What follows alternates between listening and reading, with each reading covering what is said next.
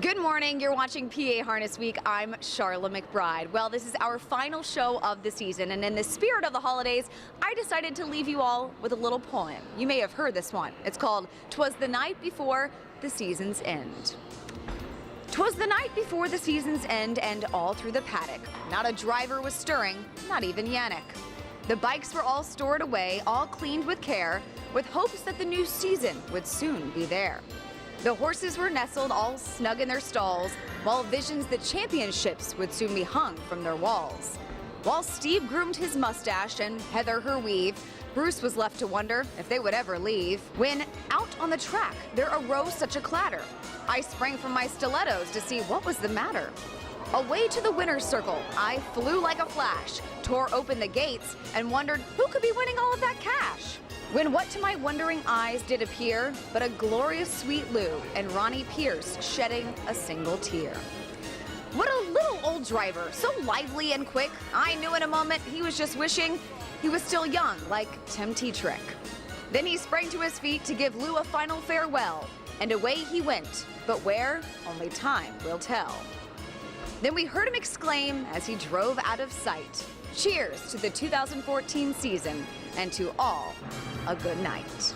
Coming up in this next half hour, we catch up with some of our favorite drivers who like to say thanks to the fans for what a wonderful season. And in our blast from the past, see our very own Steve Ross in the bike. It's at Garden State Park. You won't want to miss it. And our final races from Harrah's, Philadelphia, and much more coming up next.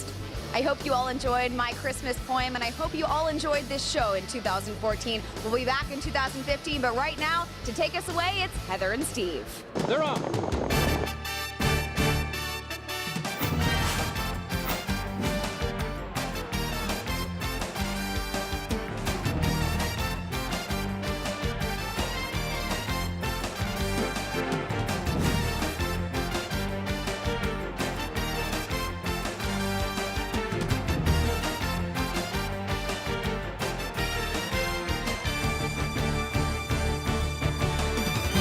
Hello there, all of you harness racing fans, and welcome to PA Harness Week. As you can tell, this is a little bit different setup than we normally have, given the bells and the silly hat and the dumb shirt I'm wearing. By the way, Heather, I gotta tell all the folks out there right now, our tongues are wagging. The PA Harness Racing fans are absolutely appalled looking at this wrong color shirt I'm wearing. I reached into my closet this morning to grab me a red undershirt, right? Well, it was dark, so I grabbed this sucker, which is more maroon or burgundy, and doesn't match the red on my hat or the red you're wearing. So people are out there going, wow, he put the wrong Christmas outfit on. What a bozo he is, as opposed to what they normally say is, what a bozo he is. Well, you know, I was going to say that the crazy hat and the dorky shirt, I don't know why that's any different than any other PA Harness Week show, but whatever, that's just me. Yeah, but this is the last one of the season, we sadly say, and Saturday at 10:30 we'll be watching infomercials again. But we will be coming back in mid-March. We will, yes. Yes. We're excited about that. Yeah. And it was a heck of a season here at Harrah's Philly, and the leading driver here at Harrah's Philadelphia was Georgie Knapp. Yes. And he had how many wins? 301 wins. Wow. Yes. Big season for him? Yes, and he made $3.1 million with the horses that he drove. Those were the purses. Now, Tim Tetrick, though, he was second in wins, but he made the most money with $3.7 million. So congratulations to George and to Timmy. And the leading trainer, you're going to be stunned by this, folks. Stunned. Ready? Yeah. Put a seatbelt on yourself, right, real quick. Ron Burke was the leading trainer. Yes, 2.3 million. And his horses earned, that came out of his stable. Yes. Second was Gilbert Herrera Garcia. He was second in the training. Okay. So with 784,000. So you can see where Ron Burke really blew him away in the earnings. But no surprise there. Shall we get to the action? Yes. Race 2 on Sunday. Heather's got that for you. And a bomber was involved. Yes. Okay, non-winners of 8,500. Last 5, the purse is $13,000. Number 5 is Uncle Goodfellow, favorite, with Brett Miller. And then number 6 is Sawbuck Hanover, the long shot with Marcus Miller. No relation there, by the way. All right, number 1, Dreams Are For You. Really likes this track. track. In fact, his seasonal best this year and last year right here at Harrah's, Philadelphia. Fast, 26-3. They come towards us for the first time. Uncle Goodfellow's up by 2 lengths. In the pocket is Sawbuck Hanover, working from third. Rankowski, length and a half. The Dreams Are For You, fourth. CC Racy drops in fifth. Gotta Love Him's underway to the outside, looking to generate a cover flow.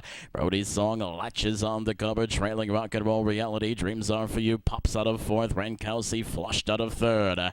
Outer Flows in business. Leader is the favorite Uncle Goodfellow. Halftime 55-1, 28-3 for the quarter. They start up the bank stretch with Uncle Goodfellow up by a length and a half. Along the inside, Sawbuck Hanover's second. Rankowski now chugging away first over in third. Towards the inside, CC Racy's trapped in. Dreams Are For You wants more off his cover. Gotta Love Him third up into the foam. Brink of a length of Brody's Song, and Rock and Roll Reality's getting outpaced. Around the far turn they go. Uncle Goodfellow still confident on the lead here. 3/4 122-2 for Uncle Goodfellow. Sawbuck Hanover's drafted this leader throughout. Dreams Are For You into third. Here comes Gotta Love Him driving up now to the outside. They straighten away for the stretch drive. Cutting the corner, Uncle Goodfellow. Sawbuck Hanover's out for the drive. Dreams Are For You drops to the inner. Outside, Gotta Love Him. Mid-stretch, Sawbuck Hanover. Here comes Gotta Love Him. Battling back, Uncle Goodfellow. Sawbuck Hanover 53-1. Shocker. If you bet Sawbuck Hanover, you definitely saw a buck, okay? In fact, you saw $109. Yeah, huge long shot here. Marcus Miller piloting for this 2-hole trip behind Uncle Goodfellow. Sawbuck Hanover crosses the wire in 151 flat for trainer Joe Policino. By the way, a lifetime mark for him. Uncle Goodfellow did hold on for second. Dreams Are For You is third. I think all of those folks have now got some serious cashola for Christmas gifts. What do you think, right? Yes. All right, good. When we come back, more action here, aplenty from Harrah's, Philadelphia. Ho, ho, ho. Don't go away. Journeyman's the boss, leads it by 2, now 1. Parnu Hanover bearing down on the outside. Tonight, it's ladies' night.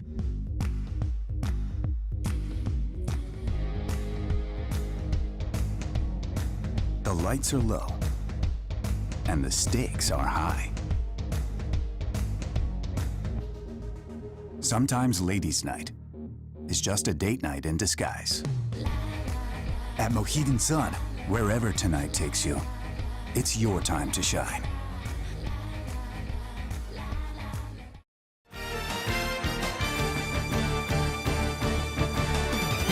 Hello there, PA Harness Racing fans. She's Heather Vitale. I'm Steve Ross. It is our final show of the season, the holiday edition, and whether you celebrate Christmas or Hanukkah or Kwanzaa or Ramadan or whatever, we wish you a happy and healthy year ahead, because that's what's really important. Yes, it is. Because no matter how much money you got, folks, you cannot buy good health. That's right. And friends and family. Absolutely. Yes. All good stuff. All right, let's go to the racing action. Sunday's 8th at Harrah's, Philly. Condition pace non-winners at 12-5 in the last 5 starts. $17,500 in the line. Number 6, Journeyman with Yannick Gingras was odds on at 4-5. Number 1, Parnu Hanover 5-2 with Georgie Knapp. Number 3, Sylvester Stallion with Brett Miller was 9-2. And Mike Bozich has that call for you. Journeyman is up by 2, but here comes Parnu Hanover driving up 27-1 for the opening quarter. Towards us for the first time. Journeyman's the boss, leads it by 2, now 1. Parnu Hanover bearing down on the outside. Ooh, Bad Boy is third under the finish line the first time. Road Untraveled is fourth, 2 lengths better than Sylvester Stallion fifth. Bring another 2 to Mainland Key sixth around the bend. In seventh, first of its kind. And the trailer is Real Flight, and Parnu Hanover prompts the lead change now, 2 better than Journeyman at the half, which was accomplished in 54-2, back-to-back 27-1 quarters as they start up the bank stretch. Ooh, Bad Boy is third, length back to Road Untraveled fourth, popping to the outside now. Sylvester Stallion follows cover fifth, length and a half better than Mainland Key sixth, who's 3 clear of first of its kind, and the trailer is Real Flight to 3/4. Parnu Hanover by 1. Journeyman racing in second around the far turn they go. Road Untraveled starting to stall a bit on the outside. in third, 3 wide. Here comes Celebster Stallion. Saving ground up the inside. Ooh, bad boy. 3/4, 122. Top of the stretch. Portrait Hanover has the lead. Journeyman still drafting in the pocket. Celebster Stallion coming to call wide. Mainland Key's widest of all. They straighten the way for the stretch drive. Portrait Hanover getting swallowed up here. In between us is Journeyman. Far outside Mainland Key. In between us is Celebster Stallion. Mainland Key the center. Down to the finish. Mainland Key. Portrait Hanover cut the mile, but, and there's a huge button here, number 8, Mainland Key off at 30-1 with Tim Tetrick. What did this animal look like to go off at 30-1 with Timmy at Harrah's Philly? Hello. Closed the ton and won it a length, shocking everyone in 151 flat. Celebster Stallion beat Journeyman for second. Timmy paid all that money. You believe that? I couldn't believe it when I saw the results for that. I was like, what? Do you have another race for us, darling? I do. I do. Right. Race 12 now. Non-winners 8,500. Last 5. The purse is 13,000. Number 4, Second Wind N.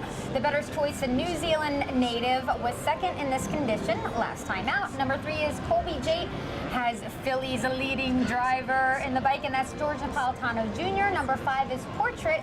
He's coming off a win, and he's taking a step up in class for this one. It's Colby Jane by a length. Portrait continues the track in second as Ideal Beach Hanover launches his bid now. Base of the Rock racing in fourth by 2 lengths. I Like It Real Hot is fifth. Second Wind is next. Around the far turn they go. It's Colby Jade with the lead. 3/4 and 122 and 2. Up on the outside, Ideal Beach Hanover up the challenge now. Portrait in the pocket third, and Ideal Beach Hanover made a nasty break there. Ideal Beach Hanover's off stride. They straighten away for the stretch drive, and now Portrait swings off the cones. Portrait moves up the challenge. Colby Jade on the inside second. 2 lengths back to Piece of the Rock third. Here comes Second Wind driving up now. It's Portrait on the outside. Colby Jade on the inside. They come down to the finish. Portrait, Colby Jade, Portrait. Colby Jade is setting off the teletimers around the Harrah's 5/8 mile oval. But, and as you said, there's a big butt in here. Okay? Was it Bertha Butt, one of the Butt If I can sisters? steal your line there. Okay, it's a Portrait who gets a picture-perfect trip. He ends up winning in 151 and 1. That's also a lifetime mark for this 7-year-old. Andrew Stafford, your winning trainer. Brett Miller is your winning driver. Colby Jade took the place money, and then coming home the fastest to take third was Second Wind. If you were a chalk player Sunday at Harrah's, you didn't do too well. Sorry about that. Okay, Sunday's 14th and final race of the night. I'm sorry, I said 19. Hello, am I locked in a warp there? The 2014 harness racing season. Wow. All right, that's pretty amazing.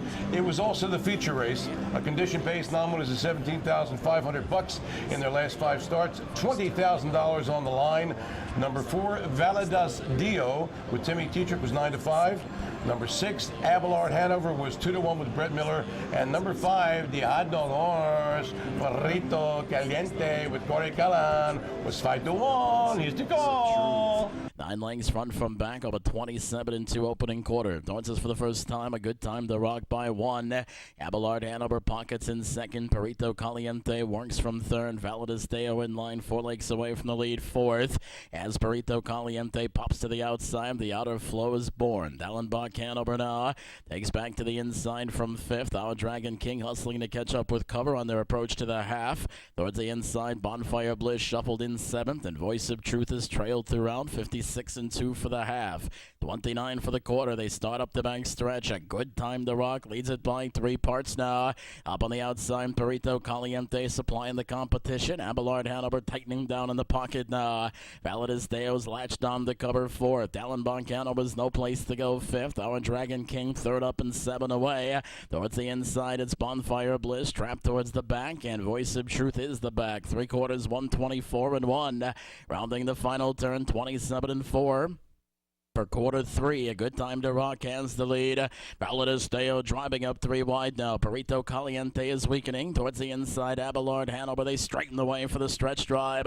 A good time to rock, looking to close it out. Abelard Hanover attacks on the inside. Validas Deo far outside. Our Dragon King, a good time to rock. Validas Deo down to the finish. A good time to rock wraps up 2014. Well, given the amazing season by both Yannick Gingras and Ron Burke. Would it surprise anyone that the final race of the season was a horse trained by Ron Burke, driven by Yannick Gingras? The biggest surprise, I guess, would be that the horse went up 6-1 and paid double digits. Hello, they did. Number 7, A Good Time to Rock, with Yannick wired the field in 152-3. Just holding off the fast closing chalk, Valladolid. Number 1, Our Dragon King, who went off at 8-1 with Dave Miller, got 3rd. My trifecta numbers came in 7-4-1, paid $400 some odd. I wasn't here, I didn't have it. Schmuck. Okay. When we come back, not 1, but 2 blasts in the past. 1 involves me. Don't go away. The leader, way out there, is Nestor Hanover. He's cutting the fractions and pacing up a storm with Scott Palmer.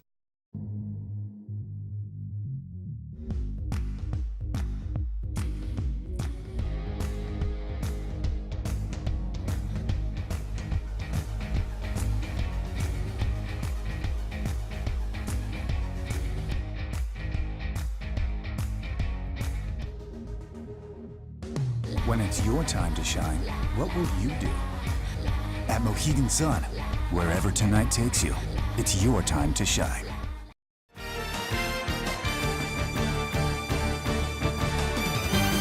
Hello there, you. Welcome back to PA Harness Week. She's Heather Vitale. I'm Steve Ross. And we promised you some blasts from the past because we get great response all the time when we run these blasts from the past. So this is no exception. It is time now. Get ready for our blast from the past.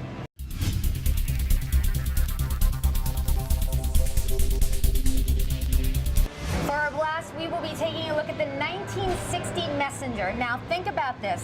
What is the richest pace right now? It's the North America Cup, I believe. Okay. 1.25 million or something. Yes. Yeah. All right. So imagine that a filly goes to the North America Cup and beats the boys. All right. That's the analogy I want you to use here, because the Messenger in 1960 was the richest race, okay? Right. Now, here's Countess Adios going into here. I'm going into this race against the boys in the Messenger at Roosevelt Raceway.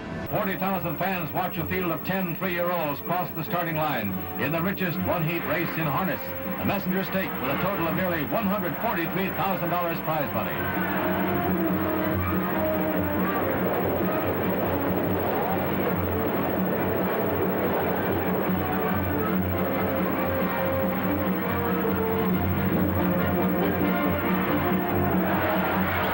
One filly, number 5, Countess Adios, and she leads narrowly as they come around the first time.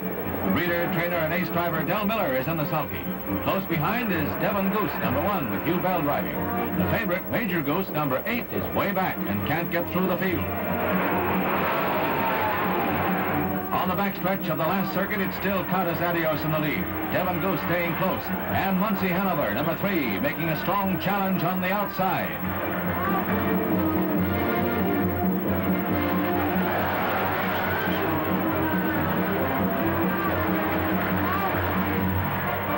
Countess Adios draws on a fantastic reserve to show magnificent finishing speed and cross the finish going away with a length and a half margin.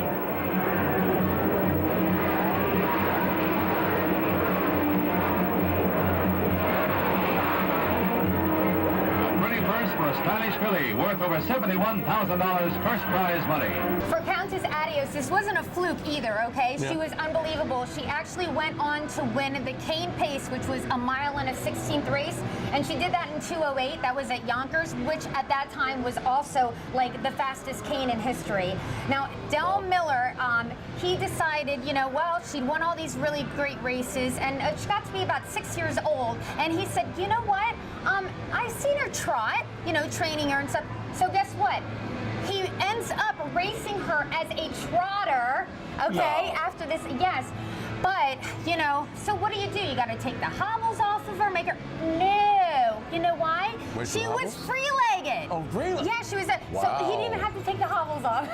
That's how amazing she was. Let me just tell you, though, in 1963, she won a trot race in 2:01 and 2. Yeah, like wow. So horses that can't even trot that fast now. Thank you, thank you. So that just shows how brilliant she really was. That is amazing, and as good as that blast in the past was, and granted it was good, it don't begin to hold a candle to this one with all that minutia she gave you and everything else, because this took place in October 9th, 1985. I was 12 at the time. And they had a media race, and it was at Garden State Park, God rest its soul. It was a wonderful, fun event, and I was one of them, and I was on Good-Natured Fellow. I had the rail, because there actually was a rail back then, and you'll hear some other familiar names in the race. It was very exciting. It was called by a guy named Ralph Sirocco, and this was the 1985 media celebrity race at Garden State Park. Saving ground is Good-Natured Fella with Steve Ross racing third. Way on the outside, Howard Eskin. You got to make a left. Howard Eskin with Lisa G now. Then further back on the inside is Tarport Happy with Jack Chevalier. Ken Rosenthal got away last with Round Crackers. They pace around the first turn. And the leader way out there is Nestor Hanover. He's cutting the fractions and pacing up a storm with Scott Palmer. He's got about 8 lengths on the field. Racing second, and hopefully in the garden spot is Good-Natured Fellow with Steve Ross. As they race by the first quarter in 29-4, and down the backstretch they go. Nestor Hanover has this field well in command at the moment. Scott Palmer sitting coolly in the bike, in front by about 6 lengths. Good-Natured Fellow with Steve Ross is still second, and he's got about the same margin on the third place horse Tarport Happy with Jack Chevalier. On the outside now, Borwin races fourth with Phil Newman. Then a large gap of 4 or 5 lengths back to Ken Rosenthal with Round Crackers at the rail. The trailer now is Lisa G with Howard Eskin, but at least he's making a left turn, and they pass by the half in a minute flat. They continue on the turn as they turn for home, and it's all Nestor Hanover. It's the Scott Palmer show. He's out there. He's showing the way by 6 lengths. Steve Ross now asked Good-Natured Fellow for some speed to cut that gap second, and racing third, Jack Chevalier still has Tarport Happy in maybe a contending position. They're coming for home now. They pass the 3/4 in 1:31-4, and through the stretch it's Nestor Hanover. Scott Palmer now urges his horse. Here comes Steve Ross with Good-Natured Fella, and he's pacing up on the outside. Good-Natured Fella looks him in the eye and goes right on by Good-Natured Fella. Steve Ross got the victory. I was amazed that, you know, I didn't know that they had film back in the dinosaur ages, you know? Boy, did that hurt. Who knew? I am telling you. And you know what? They mic'd me during the race because they thought I was going to be verbose, and I have no problem being quiet or anything else. And all they heard through the whole race was a couple of ha, ha, and I didn't say a word. So that mic was totally wasted.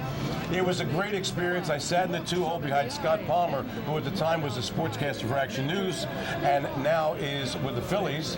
And I went by him. And it was good. I am 1 for 1 in my lifetime. My UDR is 1,000. Bruce Casella is 2 for 2, and we might have a face-off down the road a piece. But for this particular day, October 9th, 1985, was a big day in my life. Ooh, boy, that was very vivid when I was 12 years old. You know what I mean? Yeah. All right, when we come back, we are going to meet up with some of the drivers here at Harrah's Philly, and they have some kind words for you and your family. I really appreciate them putting all their time and effort to follow us and, you know, pay attention to our sport. Feel the action. Get a taste of victory. Spice things up. And play to win. Get it! Mohegan Sun, off-track wagering. Allentown, Carbondale, East Stroudsburg. Always leave happy.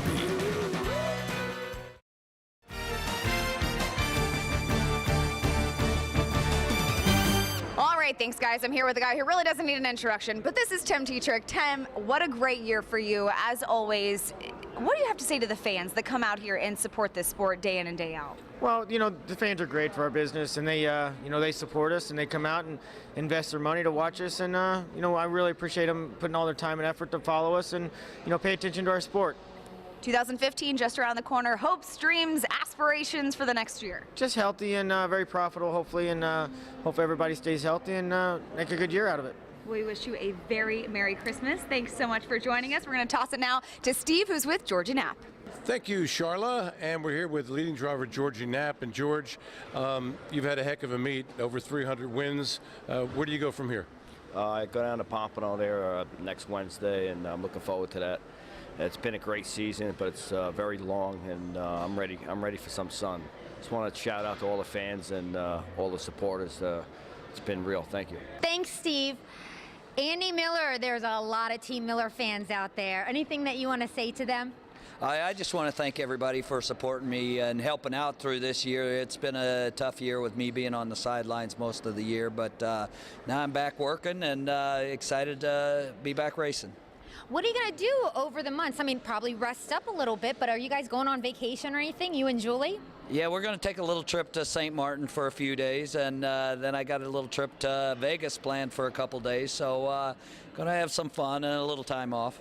Awesome. Have a great time. Charlotte, back to you. Thank you, Heather and Steve, for a wonderful season, and thank you so much to all of the drivers who caught up with us this past season. We hope to see you again in 2015. Heather and Steve, I'm going to send it back to you. We're not done yet, though. We're going to go up to the Big M.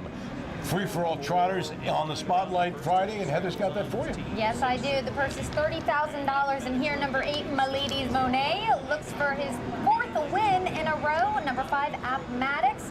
This horse is brand new to the Ron Burke stable. And number 3 is a Mystery Woman.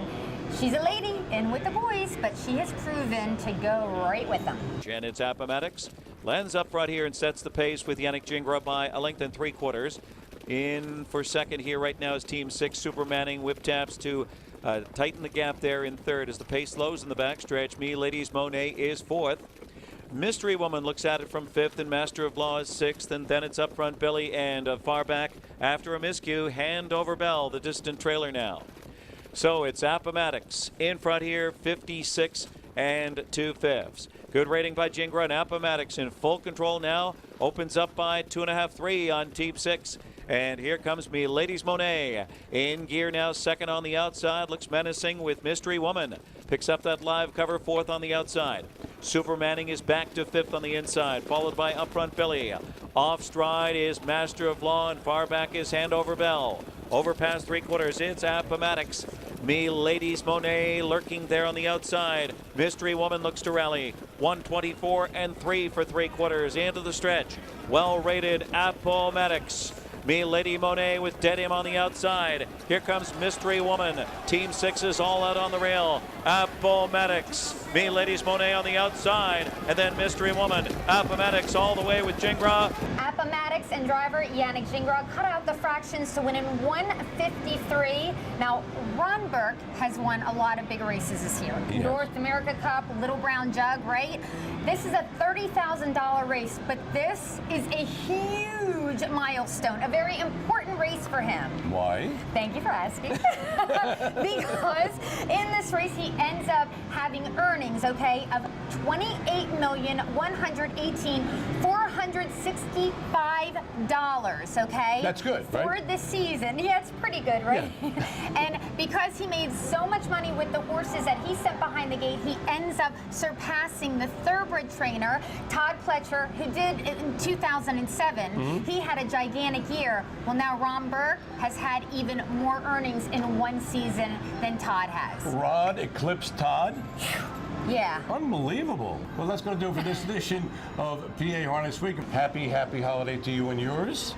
Mm-hmm. And we also want to mention a happy holiday greetings to some folks in the PHHA who make the show possible. I'm talking about Ron Battoni, Mike Izzo, Ed Kabeski, Sam Beagle, Silda Campbell Jr., and all the folks out there. They're great guys to work for, and we appreciate that. And for the final time here on this year of 2014, the season finale for all of us here at PA Harness Week, Bruce Casella, Charlotte McBride, my boo Heather Vitale. I'm Steve Ross, wishing you and your family the happiest of holiday seasons. And remember to pick up the pace just a taste. And one final time, get yourself high on harness. It's only natural.